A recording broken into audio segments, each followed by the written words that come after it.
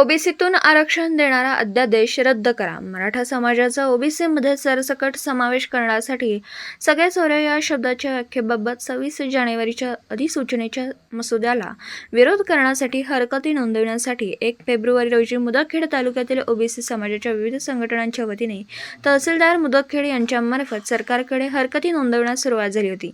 या अनुषंगाने मुदखेड तालुका ओबीसीच्या समन्वय समितीच्या वतीने 15 फेब्रुवारी रोजी एकत्रित 7,000 हरकती नोंद यावेळी करण्यात आल्या.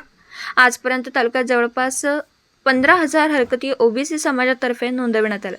महाराष्ट्र सरकारने मराठा समाजाला सगळे सोयरे या धर्तीवर कुणबी प्रमाणपत्र देण्यासाठी अध्यादेशातून आश्वासित केलंय. मूळ ओबीसींच्या हक्कांवर हा निर्णय अन्यायकारक आहे. त्यामुळे ओबीसीच्या वतीने पत्रान्वये तीव्र आक्षेप व हरकत नोंदवली आहे. ओबीसी बंधू भगिनी, आपल्या मुलाबाळांच्या भविष्यासाठी आपण सर्वांनी गटतट सोडून सर्व जातींनी एकत्रितपणे शक्ती दाखवण्याची वेळ आली आहे, असं मत व्यक्त करण्यात आलं. यावेळी माजी उपनगराध्यक्ष लक्ष्मणराव देवदे, माजी नगरसेवक कैलास गोडसे, संजय औलवार, डॉक्टर हामंद कालिदास गेनवाड, पत्रकार ईश्वर पिनल्लावर, विठ्ठल आचार्य, भगवान पाणीवार, अविनाश जमकडे, राहुल चव्हाण, हरी बैनवाड, संजय चव्हाण, पापा चव्हाण, प्रभाकर पांचाळ, नितीन गोडसे, विनोद चव्हाण, साहेबराव चव्हाण, संदीप चमकुरे, पत्रकार संतोष सावंत, मारुती जाधव, काशीनाथ बैनवाड, राजन वळे, देवदास गायकवाड, शिवाजी गायकवाड, गंगाधर कुंचटवाड, बालाजी शहापुरे आदी ओबीसी बांधव यांची उपस्थिती होती. तालुका मुदखेड, जिल्हा नांदेडहून प्रतिनिधी अतिक अहमद. ओबीसीच्या हरकती आज मुदखेड तहसील ऑफिस नायब तहसीलदार श्री जगताप साहेब यांच्या सुपूर्त 7,000 हरकती आम्ही आजच्या तारखेमध्ये दिलेल्या असून उद्या संध्याकाळपर्यंत 10,000 दुसऱ्या हरकती आम्ही देण्याचा आमचा मानस आहे. मुदखेड शहरातील सर्व ओबीसी बांधवांनी अशी व्रजमूठ धरून ठराव पास केलेला आहे.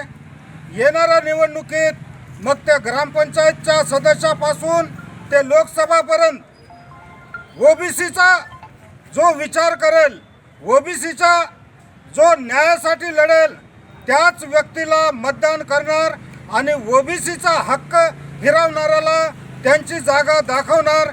एवढंच आम्ही आजच्या या निवेदन देण्याच्या निमित्त बोलतो आणि थांबतो. जय ओबीसी. सर्वप्रथम मी सेवालाल महाराज जयंतीच्या सर्वांना शुभेच्छा देतो आणि त्यांच्या जयंतीचं औचित्य साधून आज जो आम्ही ओबीसीच्या हरकतीचे फॉर्म 10,000 वाटलेत, त्यातले 3,000 राहिलेत आणि 7,000 जे फॉर्म जमा झालेत ते आम्ही आज तहसीलदार साहेबांना दिलोत. आणि ओबीसीच्या हरकती जास्तीत जास्त प्रमाणात यापुढे आम्ही नोंदवू आणि ओबीसीमधून कोणालाही आरक्षण घेऊ देणार नाही. ह्या सर्वांच्या ओबीसी बांधवांच्या साक्षीने मी एक संकल्प करतो, आम्ही सर्व ओबीसी, की आमच्यात ओबीसी येऊ देणार नाहीत. आणि आत्ताच एक निर्णय झाला आहे माझ्या माहितीप्रमाणे, पंतप्रधान मोदी यांनी ओबीसी आयोगाला संविधानात घेतलं आहे. त्यामुळं आमच्या ओबीसी आरक्षणामध्ये कुणालाही आरक्षण मिळणार नाही हे आता खात्री झाली आम्हाला. तरी आम्ही हरकती सोडणार नाहीत आणि आमचा लढा आम्ही सोडणार नाहीत. जोपर्यंत आमचं आरक्षणातून आमचं कायम राहील तोपर्यंत आम्ही आरक्षण लढणार आहोत. यामुळं आणि या शहरातील व ग्रामीण भागातील सर्व ओबीसी बांधवांनी जे आज हरकतीचे फॉर्म दिलेत, मला वाटते आपल्या या तालुक्यातून प्रथमच आहे. समाज कमी असतानाही जास्तीत जास्त हरकती नेमल्यात. त्यामुळे मी सर्व ओबीसी बांधवाचे आभार मानतो. असंच ओबीसी बांधवासाठी आम्हाला सर्वांचं सहकार्य राहावं ही अपेक्षा करतो आणि सर्वांचे पुनश्च एकदा धन्यवाद देतो. आमचे पत्रकार बांधव जेव्हा आम्हाला वेळोवेळी आमच्या मोर्चाला किंवा आमच्या आंदोलनाला, आमच्या मागणीला वेळोवेळी येतात, त्यांनी सहकार्य करतात, त्यामुळं ओबीसी बांधवाकडून त्यांचेही आभार मानतो आणि सर्व ओबीसी बांधवाचे पुनश्च एकदा आभार मानून मग 2 शब्द जय ओबीसी. दिवसभरातील घडामोडींचा आढावा घेण्यासाठी पाहत रहा N24 मराठी न्यूज चॅनल.